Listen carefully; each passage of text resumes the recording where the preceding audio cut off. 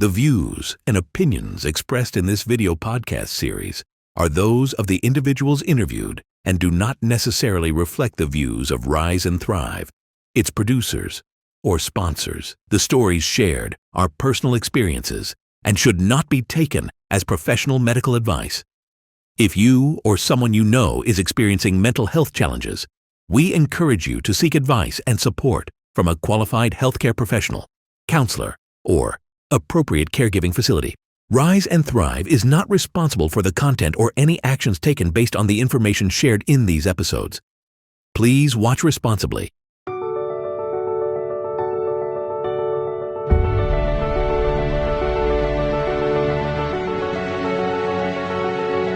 What music does, it helps promoting plasticity, adaptations in your brain that seem to converge for improvement in this population.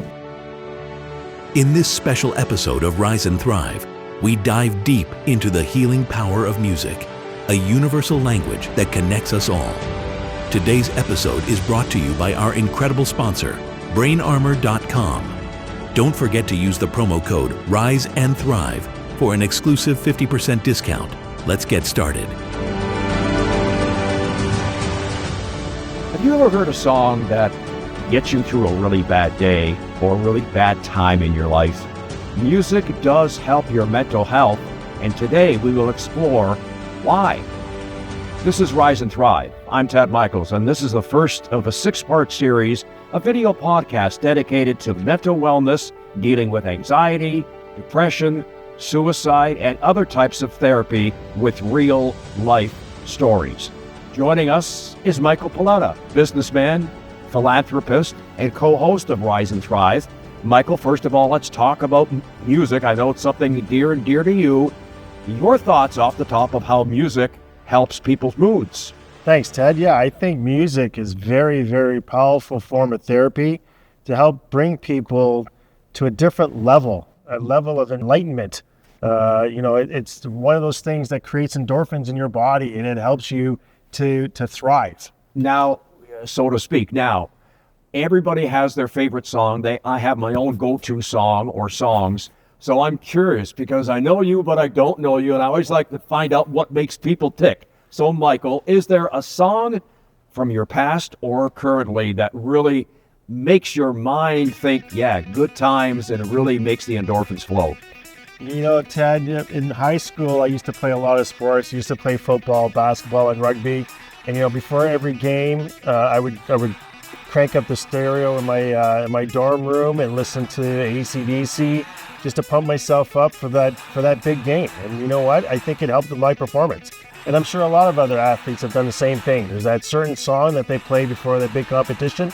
And you know what? It just gets them in the mood and it gets them pumped and ready to go. Well, let's find out more. Dr. Francis Collins is an expert, the former director of the National Institute of Health, and he talked about music and the brain in a recent show with Stephen Colbert. One that we're studying intensively now is music. When you listen to a piece of music that really moves you, whoa. It gives you a chill. It causes you to suddenly feel transported. You just dumped a whole bunch of dopamine in your ventral striatum. And wow. I knew that was happening.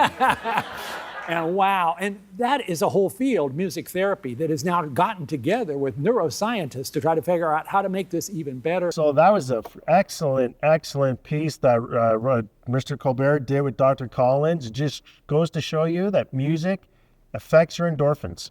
Did you hear the audience, though?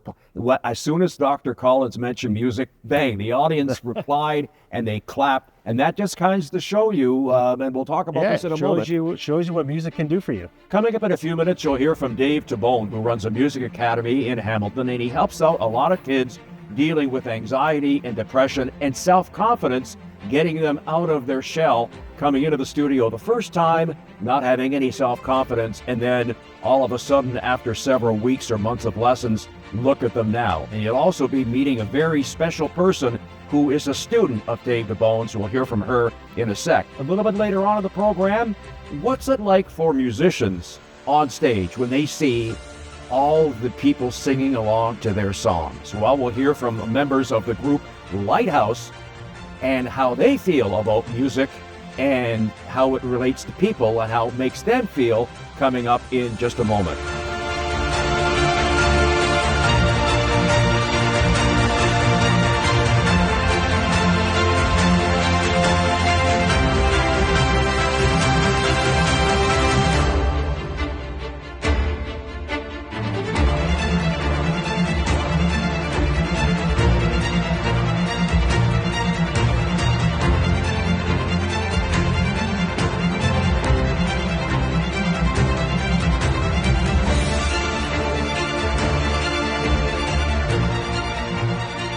After years of teaching and dealing with students, some people would say, I've had enough, time to retire, I don't want to do anything.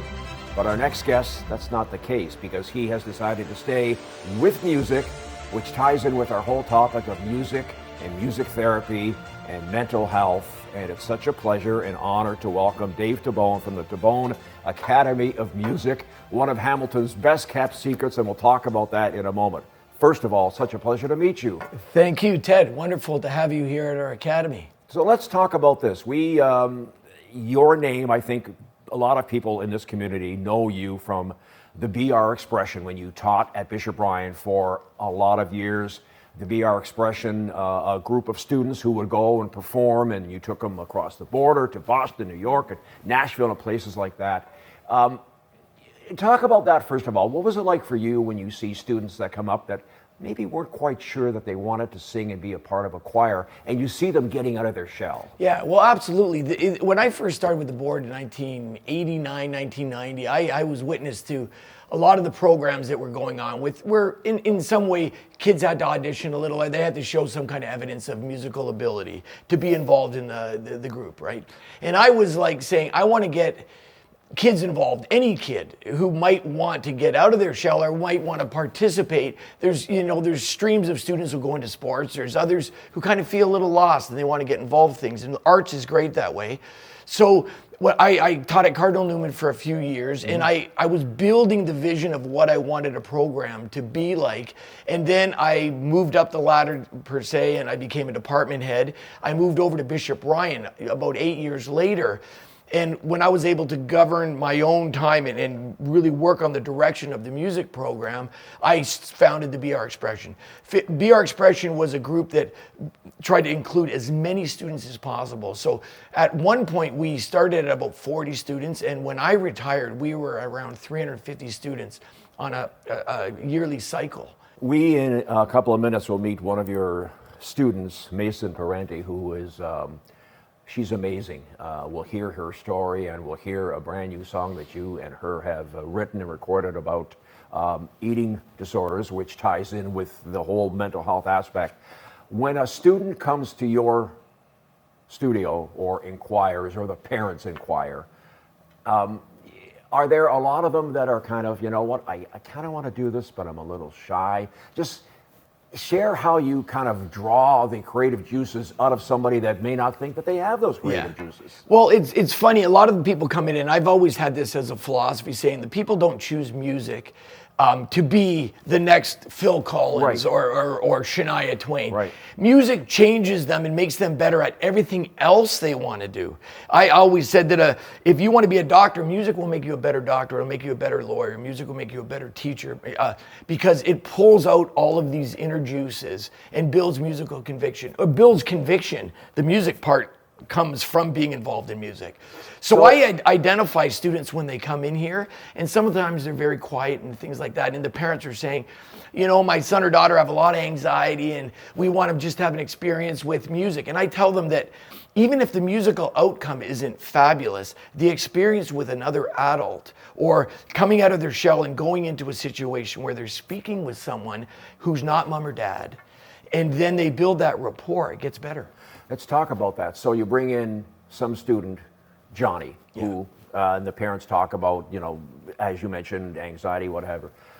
I think I know the answer to this, but how gratifying is it for you to see the steps, say from day one when Johnny and his parents come in to, I don't know, 3 months later when he's up not necessarily, you know, playing concerts, but maybe nailing an Elvis tune that he didn't think that he could do 3 months ago. Well, the wonderful thing about this, there's a threefold connection to our academy. We're a music school, but we're sitting in a cafe. We're a licensed cafe, but behind us is a full stage. And this stage is really what I think identifies us differently than any other music school. Because what happens is the kids go in, they have an experience in the classroom where they're learning to get better or to flourish musically somehow, to grow. And then the teachers convince them to come on stage on a weekly basis and try to demonstrate what they've been learning. So nightly, we have students who constantly get on stage. And the funny thing is we have some students who are frightened and they said, I will never do it. And then the teacher convinces them to get up. And then the following week, they kind of want to do it again. And then 2 weeks later, they want to do it again. And then we do monthly showcases. And in that showcase, it's a licensed event where mom and dad and brother, sister, friends come out here. They sit at these tables and the students are showcased in a real professional environment. And then they sign up to be in these showcases. And these students who didn't want to perform before now want to be in every showcase. And it's like, how did this happen? It just changes them. So we've talked about the science, but let's hear from someone who has lived through it. Our next guest, Mason Parenti, knows firsthand how music can be a lifeline. Dealing with an eating disorder was one of the hardest things she's faced. But through music, she found strength and confidence. Here's her story.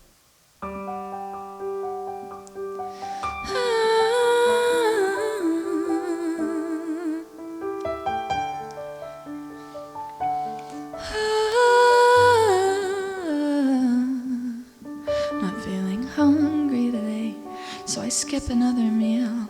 I lost 30 pounds this month, but it's no big deal. And I tell myself it's fine, we'll be alright. I first started doing music when I was in like 5th grade, something crazy like that. But we did like ukulele as our music class in school, and oh god, I hated it. But I actually realized that I had such a big passion for music, and I liked singing and I liked playing. And my mom was like, well, why don't you go do lessons? And I started lessons, but the thing I didn't like about it was that it was so traditional. It was so by the book. It was always, well, if you don't do this, you have to go that way, and you can't do it that way, and you gotta do that. I hated it. So there was a very long period of time that I refused to take music lessons. And then my mom brought up to me, hey, there's this new music place in Hamilton, and they look really cool. They just opened, and I was like, ugh, I don't want to go because I was afraid of it being the same as always. And we showed up, and I walked in, and I was like, whoa, I want my bedroom to look like this. I want my life to look like this. If I have a home, this is what it's going to look like. From your own standpoint, the first time that you had to sing out, say, by yourself in a class or what have you, do you recall what went through your mind? Oh, yeah. Oh, I was terrified. So this was 6th grade. Right. And I don't know why I remember everything by grade, but anyways. So I had to go do a Christmas performance on stage, and I remember my whole family coming, and they were like, you're going to be great. It was just ukulele and a Christmas song. I'm freaking out. It was between like, oh, but this is going to be so cool. This is such a great opportunity to, I'm not good enough. Everyone's going to hate me. This is terrible.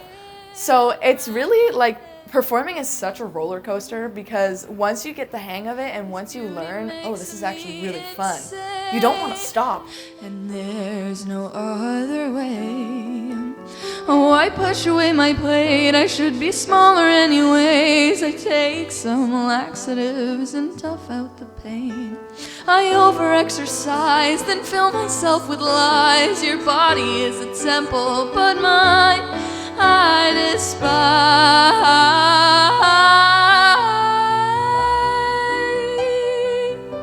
I despise.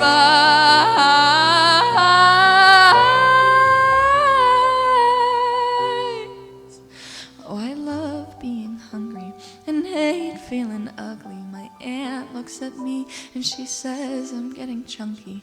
And I know she means no harm, but I look at the fat on my arms and I know it's true. My stomach is aching and my hands are shaking. They ask, have you eaten today? And my heart just starts racing. 'Cause how do I explain that I don't want to anyways? It's not their fault.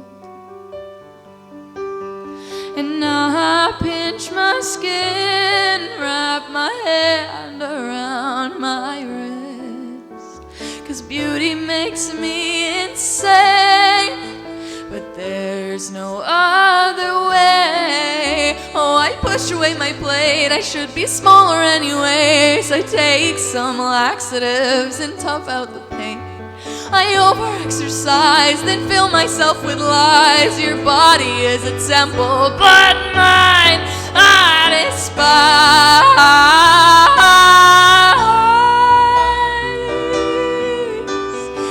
I despise.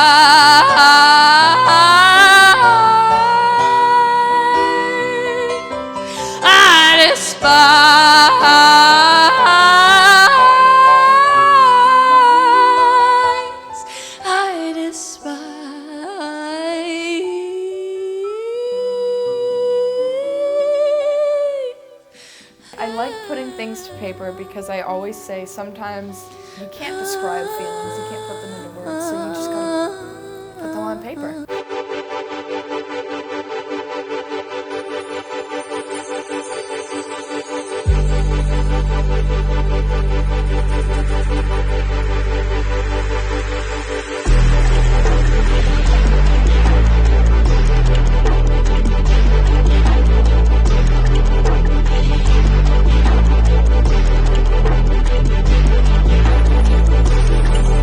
I struggle with a lot of mental health problems. I've been through years of therapy, whatever, but there's something about eating that stuck with me and hasn't left, and I find that it resonates with a lot of people my age, girls, guys, everyone. I find that it is not only something that isn't talked about enough, but when it is talked about, it's stigmatized. It's always told, oh, well, you're either eating too much or not eating at all. There's no middle ground. And it can look like a lot of different things. It doesn't have to be not eating. It can be not eating for a few days and then eating everything all at once. It's hard for me to describe what it is because I do a lot of things artistically. So when I try and talk about my things, instead of actually just putting in words, I put it lyrically or I put it on paper. But eating for me has always been a little bit of a struggle because of the societal values, which are skinny or fat. And it's like, there's never an in-between. Do you sometimes get the sense that when you look around the cafeteria or whatever, that there's some people out there that are going through the same thing? Yeah, for sure. My main goal in creating music, I'm creating for me, but I am also creating for those who don't have a voice. I am being the voice of everyone who is struggling with the same thing, but just doesn't quite yet have the energy to say something. I am the words to someone else's story. So a lot of this started, I want to say, when I was 10, 10 years old. I kind of realized that I was different. Not necessarily in a bad way, but Right. I was different. I coped with things differently. I cried a lot. I had a lot of feelings. And I realized that not everyone is as easily set off as I am. So it took me a while to actually bring up the courage to say something about it. And in this society, or at least what it was when I was younger, when you speak up, it's either you need to scream and you need to get that message across, or you say nothing at all. Because honestly, mental health is hard. Mental health, because you can't see it, means that it's not there. So this really, I've I've been through a lot of different things. I've touched on self-harm, I've touched on eating problems, I've been through it all. But I think what will always stick with me is remembering like the reaction of the others around me when they had first seen it, and noticed that, oh, something is wrong. I didn't know how to put my feelings into words in a way that people would look at me and go, oh, I know you're hurting. So instead I put the feelings onto me. I put it on my body, I left marks, and I was screaming for help, but I didn't know how to say it. That initial scream for help Yeah. resulted in hopefully getting some sort of professionals or somebody to talk to dig deep. And I know it can be painful when people start finding out why somebody is the way they are. Talk about that. Well, honestly, I put it this way. I've been through a lot of therapy, and this is one way that they describe it it's a group therapy to the kids and to the parents. A lot of parents have dandelion children. They will grow under any condition. They are weeds. You can not water them, you can overwater them, you can put them in the sun, you can put them in the dark, and they're okay. But there are some families, there are some people who are born into a family of dandelions as an orchid. Orchids need very specific things. And when you're used to having a dandelion child in a dandelion family, you're used to just kind of letting it do its thing. But when you're an orchid, everything's so sensitive. Everything's different. So it's not like, if you were to ask why do you think you're like this, it's not necessarily like anything in particular. It's more so I was born as an orchid in a world of dandelions. Are you stronger now than you were when all this first happened? Yes. What doesn't kill you makes you stronger, but you still shouldn't have had to go through it. Last question for you. The word of advice for, well, parents, but more for your peers that are watching this when it comes to whatever they're dealing with. I really like metaphors, so I think of life as a series of tunnels. Sometimes you can't see the end of the tunnel, and sometimes it's dark, and for a really long time there was no end of the tunnel for me. But now I can see the light at the end of the tunnel. It's just the walk there is, it's so hard, it's so slow, my feet hurt. And once you get to the other side of that tunnel, you realize as much as you didn't want to do it, it was so worth it. And life is a series of tunnels. There are going to be so many tunnels that you have to walk through, so many things you have to face.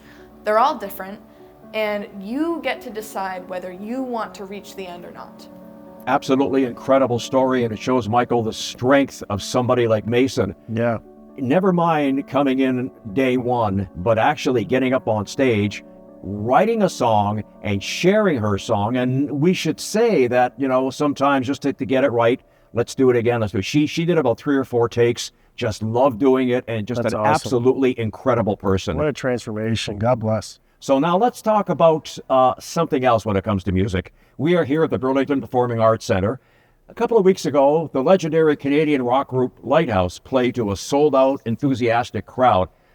And I often wonder what it's like for musicians when they're on stage to look out in the audience and see people singing along to their songs. For example, Michael, if you went to a Lighthouse concert, I can see you standing up singing along to Sunny Days. Perhaps it'll be the case. Yeah, I've heard that many a times driving in the car with my mom when I was a young lad. But yeah, that definitely brings back some memories. So let's talk to a couple of members of the group Lighthouse and find out what it's like for them and their mental health to know that they're helping an awful lot of people. The sun's about to fade away. I'm feeling better than I felt for days. You know there's nothing better for your soul. Lying in the sun and listen to rock and roll. Sunny days, oh, sunny, sunny, sunny days. Ain't nothing better in the world to know than lying in the sun with your radio. Sunny days, oh, sunny, sunny, sunny days. Ain't nothing better in the world to know than lying. What draws you in and thinks, I really want to see this again? I think it's the horns and the energy, and you mentioned asking the gentleman his favorite song. Mine's always been 1849 because I can visualize myself right there in that wagon train. They've just got a good feel for the mood. How many times have you seen Lighthouse in concert? 4 or 5. What's the magic elixir that keeps drawing you back to watching this band? Big band sound. Why do we go into it? We go into it for that, and then if you're into it for a few years and people say, I remember, and what we get a lot, what I get a lot, is people say, that song 1849 or Lullaby or something like that. My wife now of so many years and I, that's when we had our first kiss, was at a Lighthouse concert. And I remember doing this and we were so moved and everything. And that's the payback that we get. If you know that the story that you're telling, the musical story, is having some people in the audience be moved and remember it, then that's really important. That's an amazing thing. That's that kind of applause, but in a more sophisticated way. Well, I think a lot of it has to do with how that song had become, or those songs had become a part of your life. So depending on if you were growing up at the time and something was going on in your world, that the music affected you somehow emotionally, and so tied you into that sort of vibe. What's it like for you, because you're at every show and you see from backstage, and the analogy I use is, in my case, if I hear Sweet Lullaby, if the mood is right and the mood hits me, it's like, well, there's something in my eye because I'm listening to this beautiful song. What's it like for you seeing audiences responding to different songs with all kinds of visceral reactions? Honestly, Ted, it's going to bring that question brings me to tears because it is my happy place. Absolutely. When I see the audience responding and having a great time, I am so thrilled that I had the opportunity to be able to bring the music to the audience. For me, what I feel an emotion from the audience.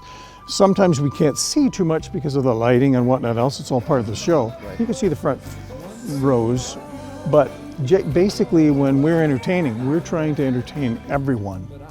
Up in the upper balconies. So the people up there in this, Yeah, and I'm looking up there and I'm over here and I'm gesturing there and I'll walk off to the edge of the stage and I'll walk out because we want everybody to feel part of the experience. Let me sing you a lullaby. I won't stop loving you. This I give to you, my love.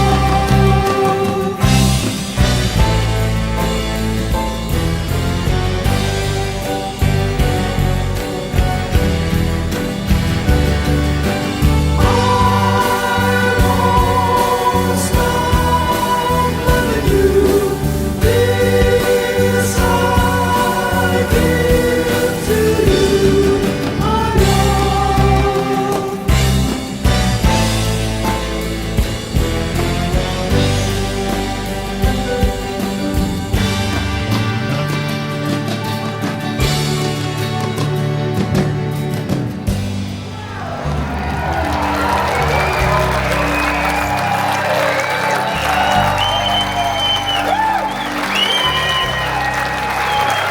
you've heard the story of Mason and the incredible job that she has done overcoming a lot in her life and the help of Dave Tabone from the Tabone Academy of Music. And you heard the Lighthouse story, how they enjoy performing on stage and having people get over what was going on in their lives through their music. But what about what really happens in the brain? Can't think of a better person to talk to than Dr. Michael Schneider, who is heavily involved in the study of mental health and helping people kind of find out what's going on in their lives. First of all, thank you for joining us. Thank you for having me here. Now let's, first of all, first things first. You obviously, well, maybe people don't know, you are also a musician. You take piano lessons, ironically, with Dave Tabone at the Tabone Academy of Music, and you also are a pseudo singer. So kind of, how did you get involved in wanting to go from medicine and mental health to music? Well, that's, I have to start joking that Dave says that I soon to be renting a unit there because I do go 3 times a week in between singing and piano. And my interest, I can say that somehow relates as well with my fears and anxieties in the past, how I got involved being a psychiatrist and starting music. I used to have a lot of embarrassment for not speaking in public, but I didn't like the sound of my voice, the tessiture, how it sounded. So I would definitely avoid risking any singing with my friends, no matter how much fun we were having, and I would call it voice dysphoria, like feeling uncomfortable with my voice. And that's how I started taking online singing lessons with someone from Brazil. I am originally from Brazil, country of samba, a lot of music going on there, but I would not have this rhythmic understanding of music, or would not like the way that my voice sounded. So I was like, I'm gonna overcome that fear, I'm gonna get exposed. And now I take singing lessons 4 times a week. I join a choir, and I definitely am not embarrassed to use my voice in public. I'm not singing today, so don't get excited about it. I want a special request. I want a special performance here at the Burlington Performing Arts Center. Oh, that's good like feedback here, yeah. You know, it's interesting that you share your story of the anxiety that you had, and I don't want to. Is that a common thing? Maybe this is too broad of a question, but a lot of your colleagues, is there a real deep-rooted personal reason why they want to get involved in helping people with mental health? Or in this case, is it just you're kind of a unique individual who wanted to help other people? I can definitely say that usually psychiatrists, people in the mental health, they have a higher tendency to join arts. And it kind of like, it's interesting because if we cross-reference with what happens in professional musicians' life and mental health and their talent or interest in music, there are some studies that do identify that musicians are at higher risk of developing mental health issues. Or is the question or the fact that's like waiting in is that people with mental illness, they are more prone to engage in artistic activities. And here I am, a mental health practitioner who has a lot of interest, and we know that people, as I said, in psychology, in psychiatry, social workers, people more involved with this humanistic aspect of science, they have a higher incidence of prevalence, inclination towards music and arts. Wow, that's interesting. I'm curious because when you mention musicians and those of us in the media, the creative aspect of it as well, we all say that there's a reason why we get involved in this, and with me it's like I can't shut my brain off because my creative juices and the endorphins continue to flow all the time. So I want to thank you for proving to me that this is the way that I am and there's nothing wrong with me. It's just my creative juices tend to overflow at times. Thank you for joining us on today's episode of Rise and Thrive. We hope you had an insightful and enriching experience with us. A big thank you to all our sponsors, and a special shout out to our title sponsor, Brain Armor. Don't forget to visit brainarmor.com and use the promo code RISE and THRIVE for an exclusive 50% discount on your purchase. For more updates and to stay in the loop on upcoming episodes, Be sure to subscribe to our website at riseandthrivepodcast.ca. We're grateful for your support and look forward to sharing more inspiring stories with you. Until next time, keep thriving.